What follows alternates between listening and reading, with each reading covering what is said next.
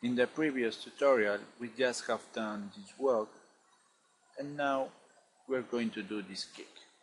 And for doing that we are going to add a motion clip that contains the animation of the kick. So I'm going to close this, and for adding a motion clip we select the base and we go to this icon that is called Browse for Cut or Motion Capture. We're going to click on this, and I have here one BIP document. You can browse here for different formats, but in this case I'm using BIP, which is the most common format you can find on the internet. So I'm going to choose this. I'm going to click on Open, and we're going to have here this panel. And it's very important that you know the size of your character. So this is very important because the BIP that you are importing here in 3D Studio Max must have the same measure as your character. So you need to know your character measurement so you can put it here when you're importing your BIP. So I'm going to click here on OK. And in this window that appears, we click here on Capture Animation, and we get a new window. So basically what this means is that we can delete the other bone system we are importing, and yes, we are going to delete that because we don't want two systems on our animation. So we need to do that, we need to delete that, and we're going to click on yes or sí in this case because my Windows system is in Spanish. So I click here, and here I have the animation, and if I move the track bar I can see the kick. So it's okay, so it's great. I imported the kick, and we are going to this panel where I can see my layers, and I have here a new layer which is the collapse layer, and I'm going to select that layer. And what I'm going to do now is just to open my layers of 3D Max, and here I'm going to unhide the cut, and I'm going to freeze the base, and I'm going to select all the cut bones and the controllers. So what I'm gonna do now is just to select all these frames, and I'm moving them to 100. So here I have 100. Yes. And so what I'm expecting now is just that this animation starts at 100. So it starts at 100 and it ends at 200. So it's okay, great. What I'm going to do now is just to place this character where it needs to be. At this point, I can hide again the cut layer, so I just work with the controllers, and I'm going to choose these controllers, the platform, and also the pelvis or waist. And I'm going to move this character to the center of the path, just like this.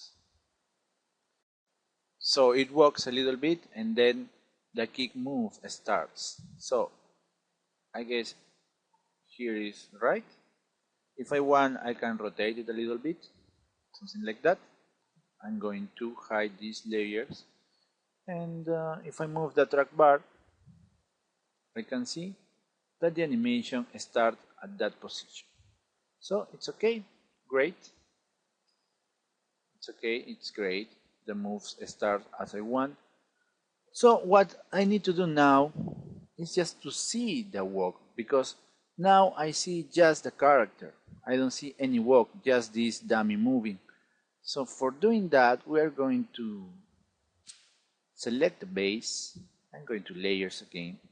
I'm going to unfreeze the base, just like that. I'm going to select the base, and here we have the layers. And this is very interesting because many design programs work like this, where layers get to cover those layers that are behind.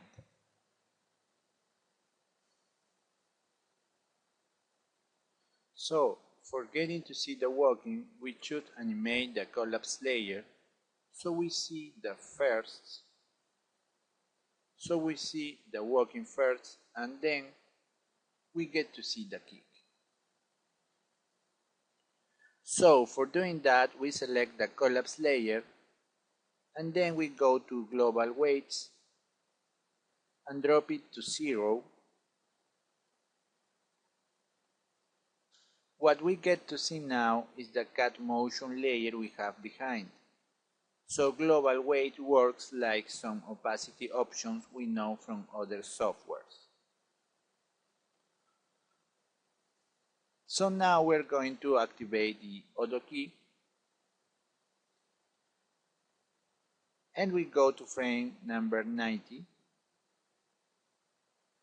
We click on the spinner so it maintains the global weight to 0, and then we go to frame 100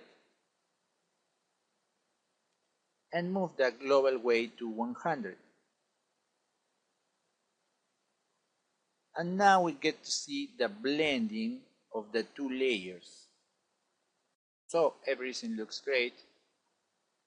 He walks first, and then he does the kick. That's great. But if I get closer and turn around the viewport, so we're going to see that his feet are not on the ground, but they are flying a little bit. So what we're going to do to solve this problem is to add an adjustment layer. So here we are going to add an adjustment world layer. And this kind of layer allows you to modify all the layers that you have behind. Because if you see, the other layers were like covering totally the layers that were behind. But this layer allows you to see the layers that you have behind, so you can adjust any movement or any position you want. So we're going to deactivate the auto key, and we're going to get a little bit closer to the feet, and in this case we're going to put the feet on the ground. We can rotate it a little bit. Yeah, we can rotate them a little bit, something like this. Yeah, and here the other feet that is flying, we're going to make it go on the ground. We can rotate it a little bit, something like that, and we make it be on the floor. So now it's great. I have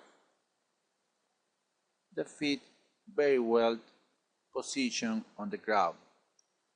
But now if I move the track bar to the frame 0, we are going to see that the feet are.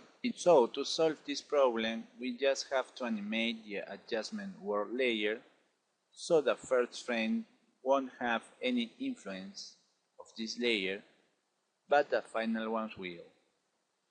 First, we select the adjustment world, and then we go to global weight and drop it to 0. Following, we activate the auto key, and we go to frame number 90, like that, and we click on the spinner so it maintains the global weight to 0. After that, we go to frame 100 and increase the global weight to 100.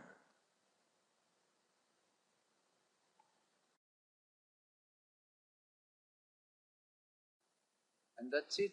We've created an automatic animation using the layers and the options we have on CAD. and also we have customized this automatic animation so we can get these great results. I hope you like this tutorial.